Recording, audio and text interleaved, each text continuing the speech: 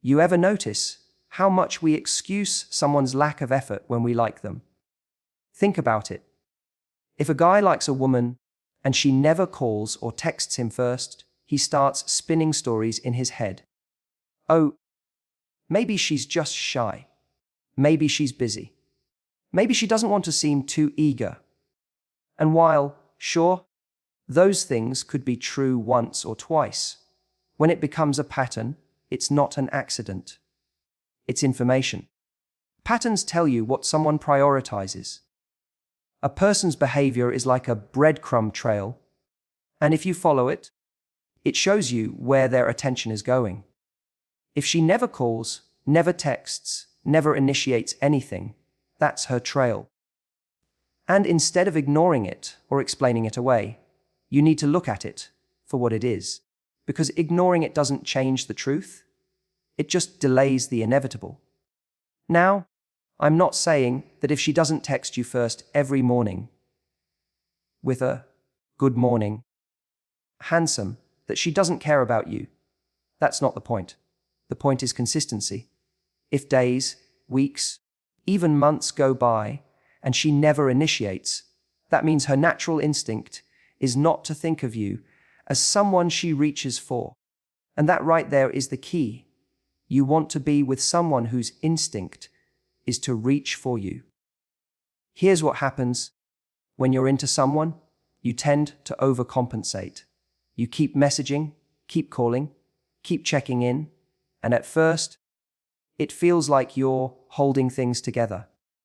But in reality, what you're doing is covering up the fact that the other person isn't showing up.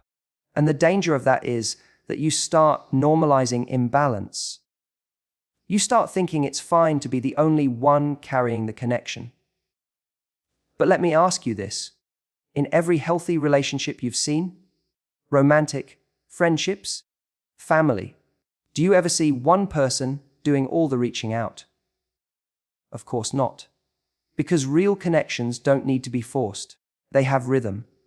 One person texts, then the other responds and initiates the next time. That back and forth, that natural flow, is what makes you feel chosen, valued, and secure. When that rhythm is missing, when you're always the one extending your hand, the energy starts to feel off. You begin to feel like you're auditioning for someone's attention instead of sharing a connection. And that's not love. That's imbalance disguised as effort. I've seen so many people trap themselves in this cycle. They say things like, well, at least she replies when I message her. Or, she must like me because she doesn't ignore me. But think about how low the bar has been set there. You're celebrating the fact that she responds instead of recognizing the fact that she never initiates. Responding doesn't take investment. Responding is the bare minimum. You deserve more than the bare minimum. And I'll tell you something else. When someone is genuinely excited about you, you don't have to guess. You don't have to chase. They don't sit back waiting for you to reach out so they can decide whether to respond. No, they want to be part of your life. They want to know how your day went. They want to hear your voice. They want to be the one who pops up on your phone screen and makes you smile. That's what interest looks like. So, if you're in a situation where she never calls or texts you first, don't ignore that pattern. Don't water down what it means.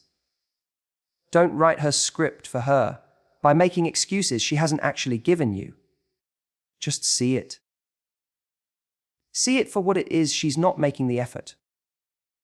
And if she's not making the effort, then it's your job to take that information and decide what you're going to do with it. Because here's the truth. Your time, your energy, your heart, they're all valuable. And the more you waste them on someone who's not stepping up, the less you have available for someone who actually would. By recognizing this pattern, instead of overlooking it, you give yourself the power to choose differently. You stop being the person who waits and hopes, and you start being the person who notices reality and acts accordingly. Don't get me wrong. Noticing doesn't mean being cold or cruel. It doesn't mean you cut her off the first time she forgets to reach out. What it means is you're awake. You're paying attention. You're not living in denial, because denial is what traps people in relationships where they're constantly underfed emotionally. Awareness is what frees you. And once you have that awareness, you can make the next move with clarity. You can step back, adjust your effort, and see if she meets you halfway. And if she doesn't, you've already got your answer. You won't need to waste years chasing someone who wasn't truly invested, because you recognized the pattern early on. So remember this: if she never calls or texts you first, don't see it as nothing. See it as information. Because when you finally stop ignoring the signs, you start putting yourself in a position to find someone who doesn't need reminding to show up. When we notice that someone never calls or texts us first, our instinct is to go straight into judgment mode. We think she's not interested, or she doesn't care. But before you jump to conclusions about her, you've got to check yourself first. Ask the hard question: is she not reaching out because she truly doesn't want to? Or is she not reaching out because you haven't left any space for her to? A lot of people don't realize how easy it is to create that imbalance without meaning to. You get excited about someone, you like being around them, and suddenly you're the one always initiating. You're calling every day, you're sending the first text every morning, you're checking in before she's even had a chance to think about it. And you justify it by saying, well, I just like her. I'm just showing effort. But what happens when you're always the one initiating? You rob her of the opportunity to actually step into that space and show effort herself. Imagine you're constantly racing ahead to open every door, arrange every plan, and send every text.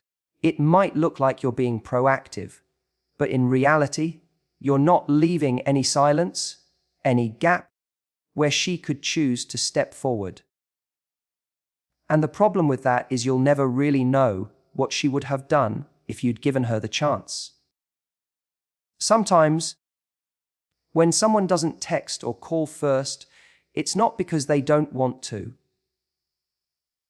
It's because they don't have to. You've conditioned the dynamic so that they can simply sit back and respond to what you create.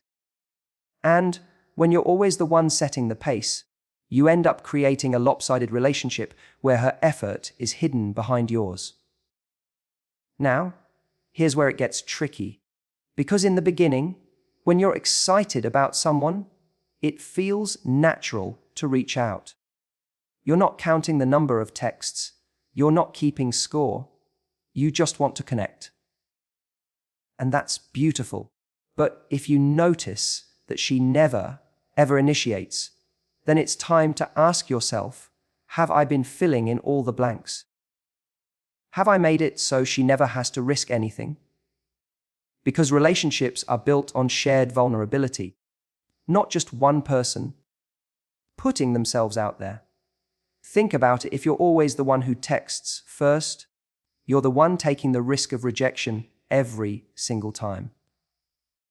You're the one showing interest, setting the tone, creating the bridge. And while it might feel noble, it's also exhausting. And more importantly, it shields you from seeing whether she's truly invested. Because the only way you'll know if she actually wants to connect is if you sometimes stop, pull back, and leave space for her to reach out. And that's uncomfortable, right? It feels risky. You think, well, what if I don't text her? And then I don't hear from her at all? And that thought is scary. But that fear tells you everything you need to know. If the only way this connection survives is if you keep it alive, then what you're in isn't a relationship. It's a one-man performance.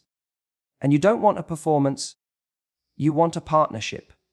So checking your own behavior is about being honest with yourself. Are you chasing because you're genuinely building something? Or are you chasing because you're afraid of what might happen if you stopped? There's a big difference. One comes from confidence, the other comes from insecurity. And the second you recognize that, you start to see things more clearly. Let me tell you something, people are drawn to those who create space for them to show up. It's not about playing games, it's about balance. If you always rush in to make the call, send the text, or plan the date, you're not giving her the opportunity to decide whether she wants to do those things too. And if you never give her the chance, you'll never know if she actually cares enough to step up. So instead of flooding the connection with effort, try stepping back, not in a cold, punishing way, but in a calm, self-assured way. Let her show you what she's willing to bring to the table when you're not carrying the whole thing on your back. Sometimes she'll surprise you. She'll text, she'll call, she'll suggest a plan. And you'll realize that maybe she wasn't disinterested. She just hadn't been given the space to contribute. Other times, she won't. You'll wait, and nothing will happen. And while that might sting, it's also the clarity you need. Because at least then you'll know it wasn't your effort hiding the truth. At least then you'll see the reality for what it is, instead of keeping yourself in the dark with endless chasing. And here's the good news. When you check yourself, when you stop overcompensating, you take your power back. You're no longer in a position of begging for attention or guessing what's going on. You're observing. You're allowing reality to reveal itself. And once you can see clearly, you can decide whether this person actually deserves more of your time and energy. Because at the end of the day, love isn't about carrying the weight alone. It's about building something together. And if you've been shouldering all the effort, it's time to pause, step back, and give her the chance to meet you halfway. One of the biggest mistakes people make in dating is thinking that if they just keep putting in more effort, eventually the other person will recognize their value and respond. It's this belief that if you call more, text more, show up more, then somehow they'll wake up one day and think, "Whoa, this person must be important to me." But that's not how attraction works. Effort doesn't create desire if it's one-sided. It just creates imbalance. What you have to remember is that relationships are a dance. And in any dance, there has to be rhythm. If you're the only one moving, there's no flow, no harmony. It just feels off. And in dating, that rhythm is energy.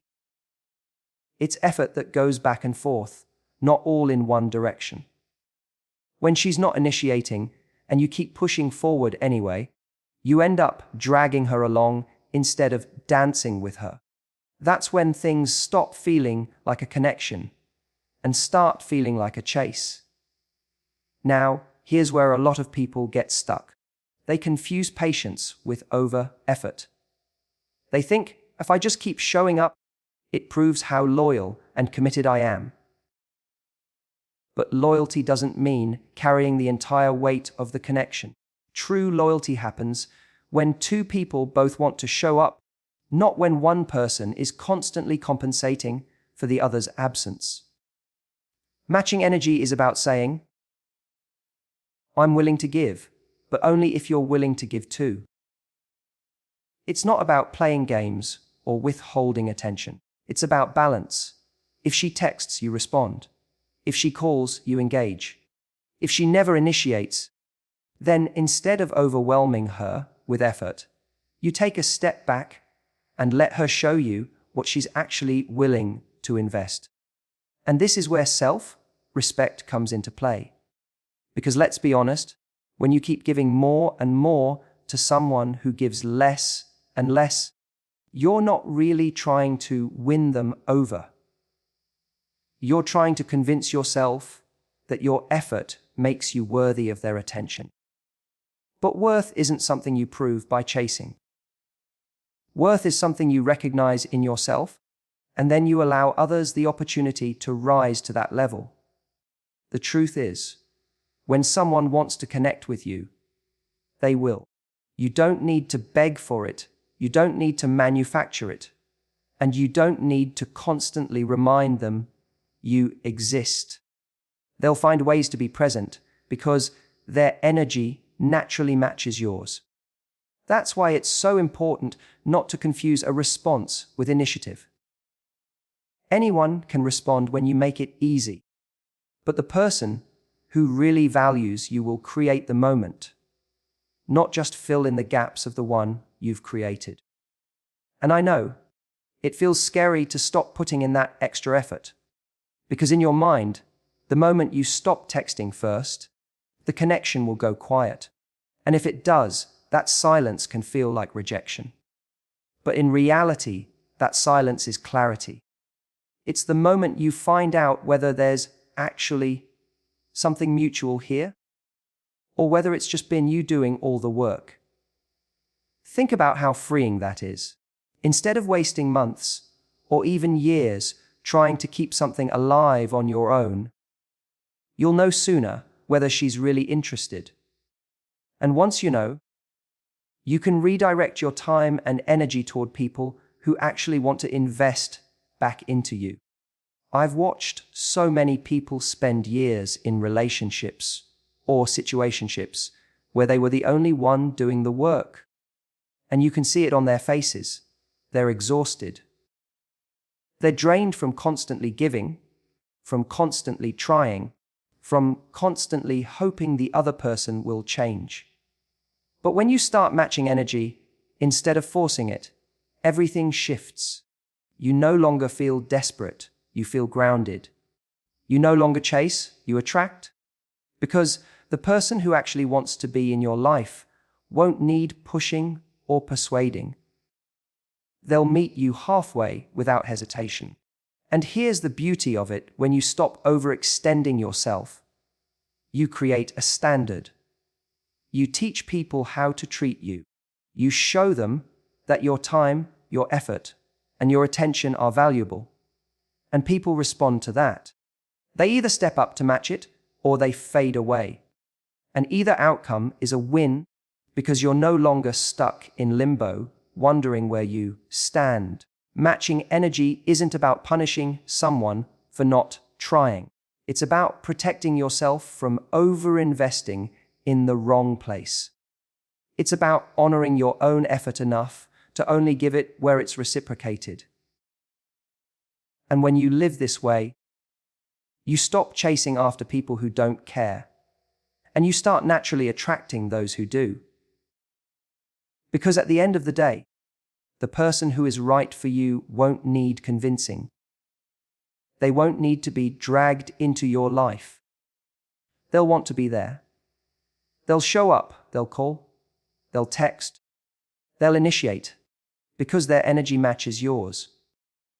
When she never calls or texts you first, it's easy to get caught in a loop of overthinking.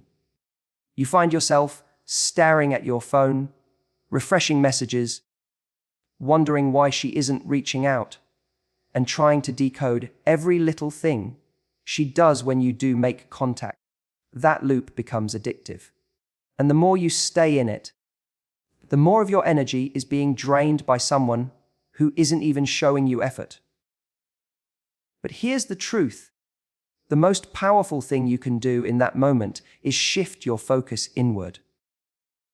Instead of sitting there dissecting her behavior, redirect that energy into yourself.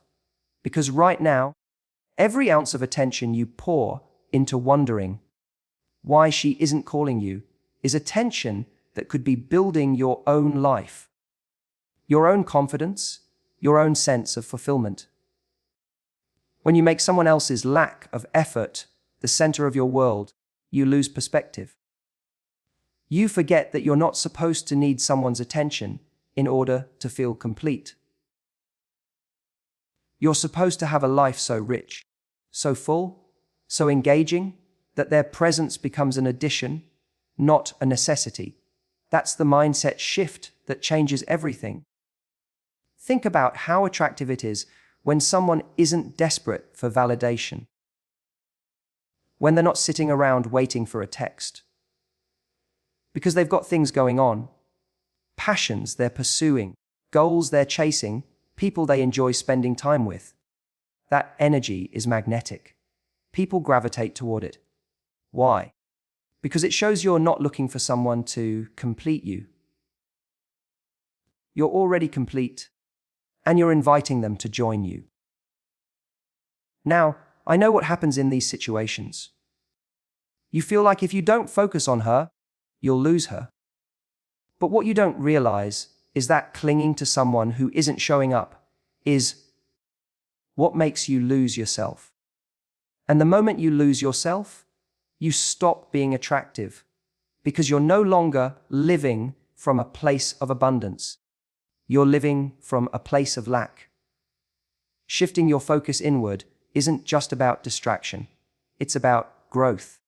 It's about asking yourself, what areas of my life am I neglecting while I sit here worrying about her? Maybe you've been putting off fitness or friendships or your career goals. Maybe you've stopped investing in hobbies or passions that used to light you up. Every time you redirect your attention from her silence back into those areas, you not only feel better, but you also become stronger, more interesting, more fulfilled. And something amazing happens when you do that. You stop operating from a place of, I hope she likes me. And you start operating from a place of, I'm building a life I love. And ironically, that shift is what makes people sit up and notice you. Because confidence isn't built from someone else's approval. It's built from proving to yourself, over and over, that you're capable of creating a life that excites you. I'll give you an example. Let's say you've been waiting around all weekend for her to text. And she never does. You could waste those hours stewing in frustration. Or you could take that time and use it to do something meaningful. Call a friend you haven't spoken to in a while.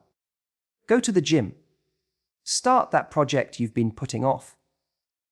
Learn something new. By the end of that weekend, instead of feeling drained, you feel proud. You feel accomplished. And whether or not she texts, your value hasn't changed. And this is crucial. When you shift your focus inward, you create emotional independence. You stop needing someone to constantly validate you, and instead you create your own validation through the way you live. That doesn't mean you don't want love. It just means you're not willing to sacrifice your peace or your self-worth for scraps of attention. You have to remember that the version of you that's most attractive, most magnetic, is the version that's alive in your own life. The version that's passionate, busy, social, and growing. Not the version that's sitting around, waiting, anxious, hoping for a call that may never come. Which one do you think people want to be around? The one who's thriving, always, and even more important than attraction, this is about self-respect. You owe it to yourself not to let your world shrink down to the size of one person's attention span. Life is too short, and your potential is too great to waste it obsessing over why someone isn't showing up for you. Instead, show up for yourself. Fill your own life so much that whether she texts or not, you're still moving forward, still growing, still creating. So the next time you catch yourself staring at your phone, waiting for her name to pop up, stop. Ask yourself, what's one thing I can do right now that would make me feel alive, proud, or excited? Then go do it. Because every time you choose yourself over waiting for someone else, you're building a stronger, more confident version of you. And that's the version that doesn't settle for breadcrumbs. That's the version that attracts the kind of love where you don't have to wonder if someone cares, because they show you. And that shift only happens when you stop obsessing over her silence and start investing in your own growth.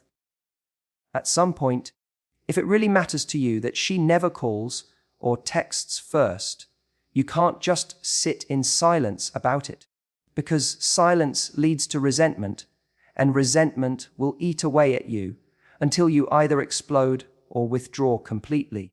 And neither of those reactions creates connection. What does create connection is communication, clear, calm, and honest. Now, a lot of people resist this step because they're afraid of what might happen if they bring it up. They think, if I tell her I want more effort, she might pull away. Or, if I say something, I'll look needy. But here's the reality: if you can't express your needs in a relationship, then what exactly are you building? Because a connection where you feel like you have to tiptoe around your feelings isn't really a connection. It's a performance. Being able to say, hey, I notice I'm always the one reaching out first, and I'd love to feel like you want to talk to me too, isn't weakness. That's strength. That's clarity.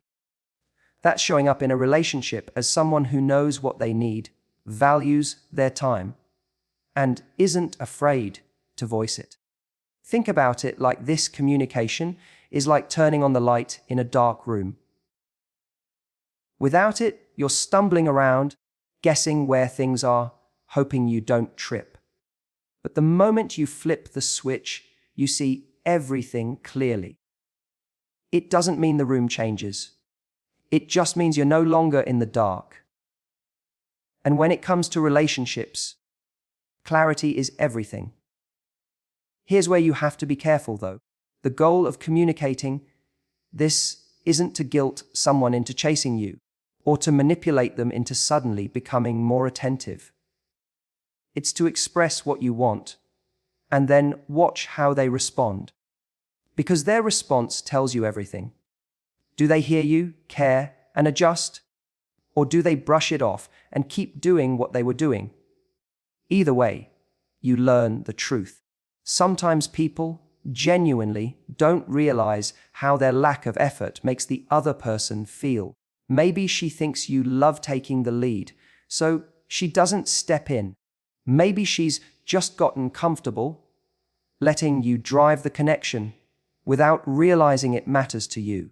And when you calmly express it, she has that aha moment and begins to meet you halfway. Other times, she hears you, but does nothing. And while that can sting, it's also one of the most freeing moments you'll ever have. Because at that point, you're no longer living in confusion. You've asked for what you need. You've made space for her to rise to it. And if she doesn't, you don't have to keep wondering. You've got your answer. And here's something powerful to remember when you communicate your needs. You're not testing her. You're protecting yourself. You're making sure you don't waste months or years in a situation where you're giving more than you're getting. You're setting a standard, and standards aren't about controlling other people. They're about defining what you will and won't accept. Now, I know the fear. The fear is, if I say this, she might leave. But let me flip that for you. If she leaves because you expressed a need for more effort, what does that say? It says she was never going to give you what you needed in the first place. And isn't it better to know that now rather than 5 years from now? Isn't it better to discover the truth while you still have the chance to redirect your energy towards someone who will step up? Because the right person for you won't be scared off by your needs. They'll be grateful you shared them. They'll want to know what makes you feel loved, valued, and secure, because they want the relationship to thrive too. They'll see your communication not as pressure, but as a roadmap. And that's how healthy love works. Two people showing up, adjusting, and growing together. So when you notice she never calls or texts first, don't bottle it up. Don't pretend it doesn't bother you, and don't just hope it'll magically change one day. Have the conversation. Say it simply, without accusation, without drama. Let her see that this is important to you, and then give her the space to respond. And remember, the outcome isn't just about her. It's about you too. Because every time you voice what matters to you, you become stronger. You become clearer about what you want, and you get closer to finding the relationship that truly fits. There comes a moment in every connection where you have to ask yourself the most important question: am I willing to accept this as it is? Not the version of it you hope it could be, not the fantasy you've created in your head, but the reality right in front of you. And when you're dealing with someone who never calls or texts you first, that's the question you have to face. Because you can't build a healthy relationship by constantly carrying the weight for both people. We've all been guilty of holding on too long. You think, maybe she'll change, or if I just keep showing her how much I care, eventually she'll wake up and meet me where I am. But what usually happens? Weeks turn into months, months turn into years, and you're still stuck in the same pattern. Still chasing, still wondering, still waiting for effort that never comes. And the longer you stay, the harder it is to leave, because you've already invested so much of yourself. But here's the truth. If someone consistently shows you that they're not willing to make the effort, you've got to be willing to walk away. Not out of anger, not out of bitterness, but out of self-respect. Because staying with someone who doesn't value you is like telling yourself, this is all I deserve. And the moment you accept less than you deserve, you set the standard for how every future relationship will play out. Walking away isn't weakness. It's strength. It's the strength to say, I'm not going to keep giving to someone who won't give back. I'm not going to keep proving my worth to someone who doesn't recognize it. I'm not going to keep chasing someone who isn't walking toward me. That's not love. That's self-abandonment. And the only way to stop abandoning yourself is to choose yourself, even if it means letting go of someone you wanted to keep. I know it's scary. It's scary to let go of the idea of what could have been. It's scary to face the unknown, to sit in the space where you're not sure who's coming next. But what's even scarier is the idea of wasting years of your life on someone who was never truly invested. Because one day you'll look back and realize you weren't waiting for her. You were holding yourself back from the love you actually deserved. Here's the thing, when you walk away, you're not just leaving her behind. You're making a statement about who you are. You're saying, I refuse to settle. You're saying, I'm worthy of someone who actually wants me. You're saying, I'm not afraid to be alone if it means creating space for the right person to find me. And that energy, that decision, is what transforms your entire life. Because the moment you walk away from the wrong person, you create room for the right one. And the right person won't make you wonder if you matter. They won't leave you questioning your worth. They'll show up. They'll reach out. They'll call. They'll text not because you ask them to, but because they want to. They'll make you feel chosen, valued, and appreciated without you having to beg for it. But you'll never get to experience that kind of love if you keep clinging to someone who doesn't want to give it. You can't open your hands to receive something new if you're still holding on to what's not working. That's why walking away is such a powerful act. It's not the end of your story. It's the beginning of a better one. And let's be honest, deep down you already know when someone isn't right for you. You can feel it in your gut. You can sense the imbalance. You notice the way you're always giving more, always waiting, always hoping. That voice inside you that says, "This isn't enough," is the same voice that will guide you to something greater if you let it. The problem is we so often ignore that voice because we're scared of the truth it's telling us. But here's what I want you to remember. Walking away doesn't mean you failed. It means you were brave enough to see the reality, strong enough to accept it, and wise enough to move forward. That's not failure, that's growth. And growth is what leads you to love that actually lasts. So if you find yourself with someone who never calls, never texts, never initiates, and you've already given them the chance to step up, don't be afraid to close that chapter. Don't be afraid to let go, because the person who truly wants to be in your life won't make you chase them. They'll run alongside you.